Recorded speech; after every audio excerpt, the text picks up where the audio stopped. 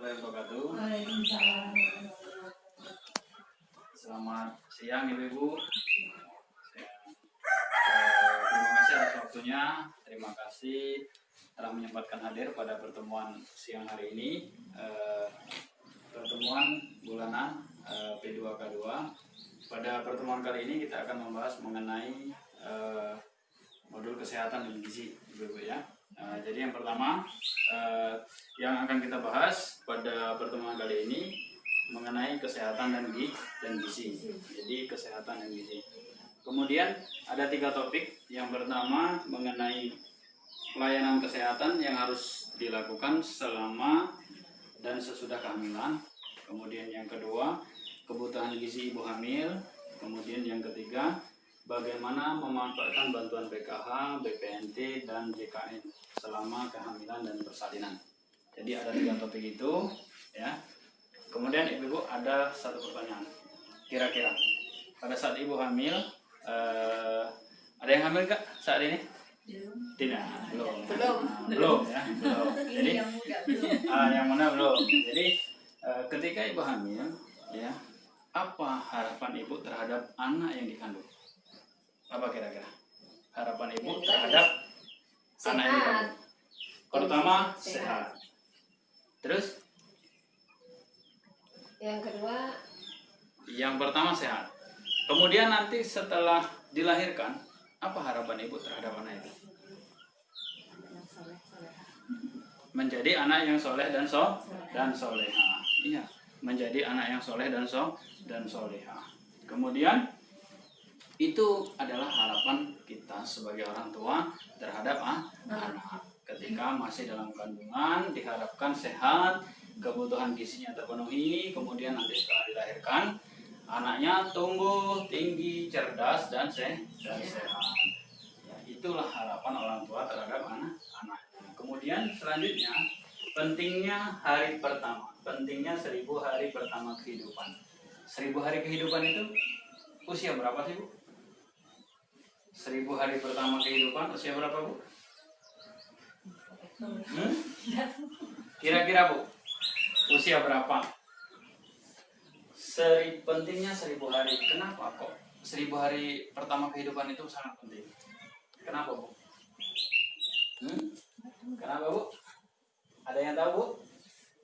Nah, 1000 hari pertama kehidupan itu dimana mulai dari awal kehamilan sampai 9 bulan, kemudian sampai anak itu usia 0 sampai 6 bulan, kemudian sampai 2 tahun.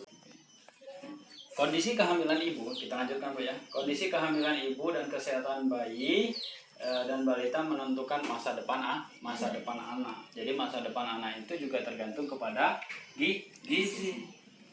Wah Pak, mau makan makanan enak, mau makan makanan ini cukup untuk makan saja, alhamdulillah. Ada nggak yang kira-kira berpikiran seperti itu Bu? Ada ya Bu? Ada, pasti ada. Di lingkungan sekitar kita pasti kita akan temui hal-hal seperti itu.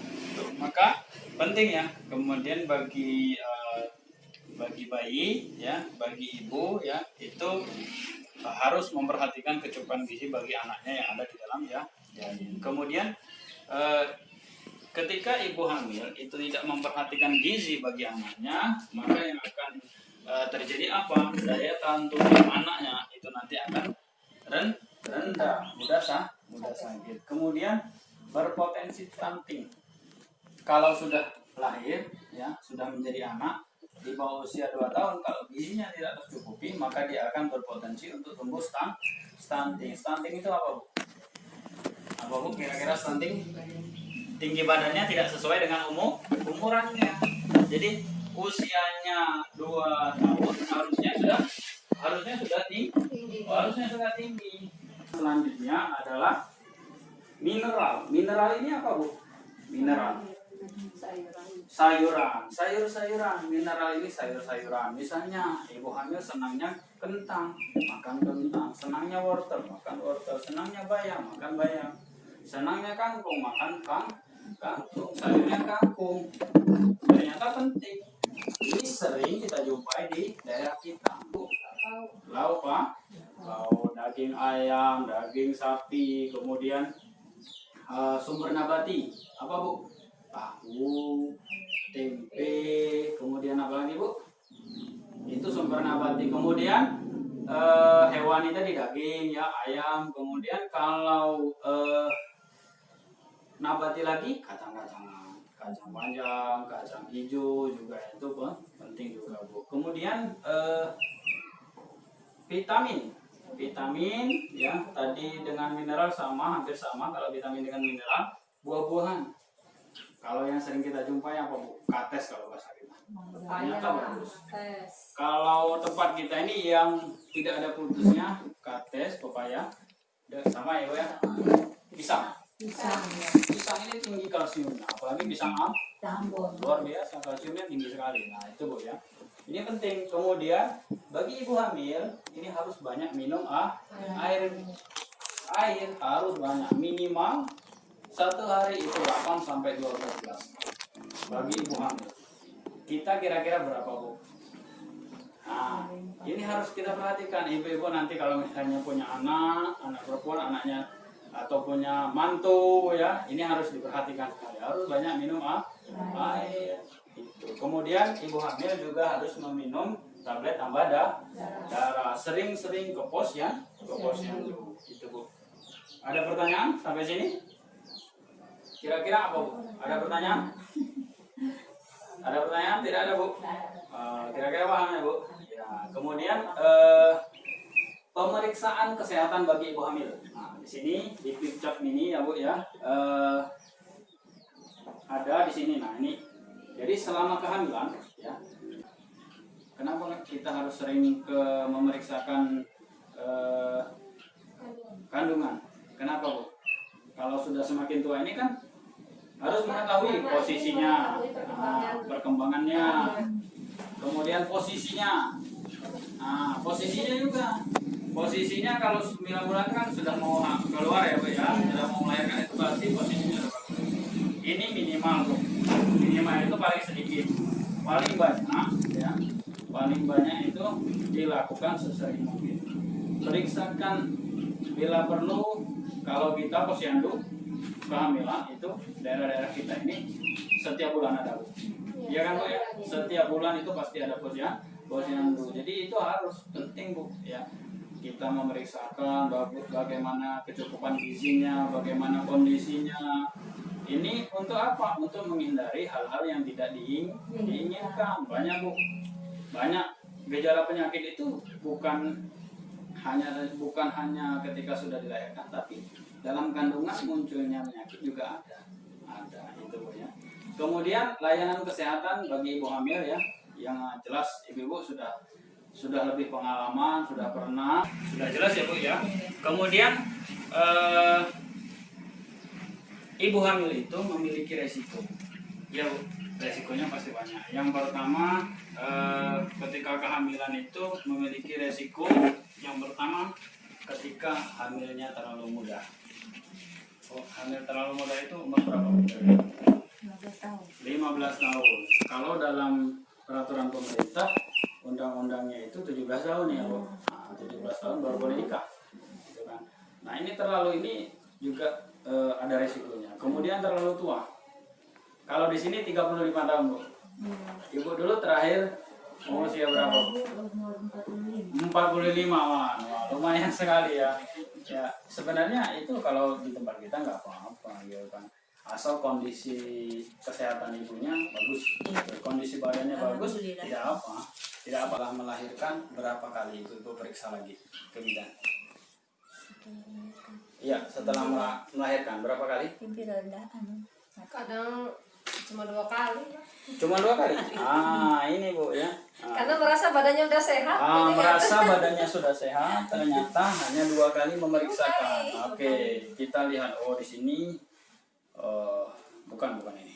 Ya, jadi pada flipchart ini Bu ya, setelah melahirkan kita itu dianjurkan untuk memeriksakan kehamilan itu 3 kali Bu. Minimal 3 kali. Yang pertama dari 6 jam setelah lahiran sampai 3 hari.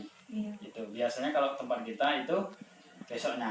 Ya, itu. Kemudian yang kedua itu 4 hari sampai 28 hari. Itu pemeriksaan kedua setelah melahirkan. Kemudian yang ketiga, 29 hari sampai 42 hari. Inilah yang sering disebut dengan masa nifas. Ibu sudah paham sebenarnya. Jadi kemudian selanjutnya setelah melahirkan ada film lagi yang harus kita tonton. Nanti bisa di ini ya. Ini penting sekali Bu ya. Dan pemberian MPASI dimulai dari bayi usia 6 bulan. 6. Menggunakan alat kontrasepsi sesuai anjuran petugas kesehatan untuk mencegah kehamilan sampai bayi berusia minimal 2 tahun.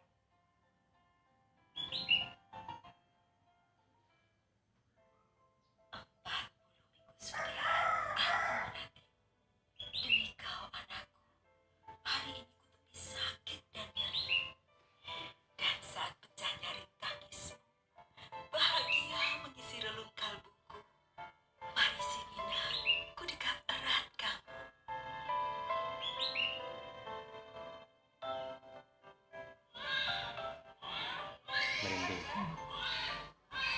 Ketika dilahirkan, bayi memiliki ibu untuk mencari sumber kehidupannya.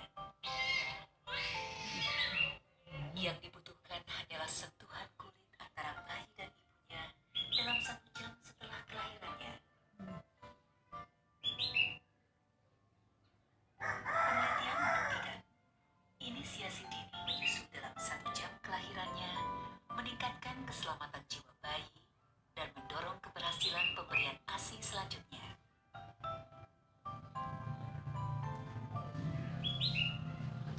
Begitu lahir, bayi cukup dilap hingga bersih dan tanpa dibedong langsung diletakkan di perut atau dada ibunya. Biarkan bayi tengkurap sehingga terjadi sentuhan antar kulit perut atau dada ibu dan bayi.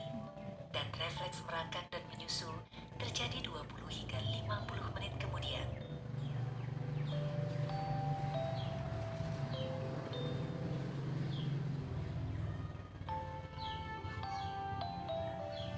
Sentuhan kulit ibu dan bayi akan menjaga suhu tubuh bayi dan menghangatinya saat berusaha mencari puting susu ibu.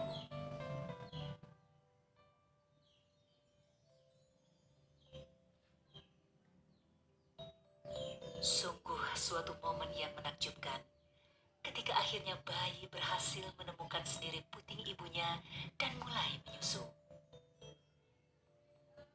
Dia akan segera merengkuh kolostrum yang sangat berharga. Kolostrum atau susu pertama ibu yang berwarna kekuningan mengandung zat-zat penting untuk kekebalan tubuh bayi. Sentuhan mulut bayi dan puting ibu juga merangsang produksi ASI dan melatih bayi menyusu serta mempererat kasih sayang ibu dan belahan hatinya. Sungguh menakjubkan mendekam dan membiarkan bayi menyusu dalam 1 jam kelahirannya meningkatkan kelangsungan hidup si bayi. Jadi saat ini saya sudah mulai menerapkan inisiasi dini ini sehingga di hari-hari kemudian saya akan lebih percaya diri dan memberikan dukungan kepada semua ibu hamil di desa saya untuk senantiasa berusaha memberikan ASI-nya.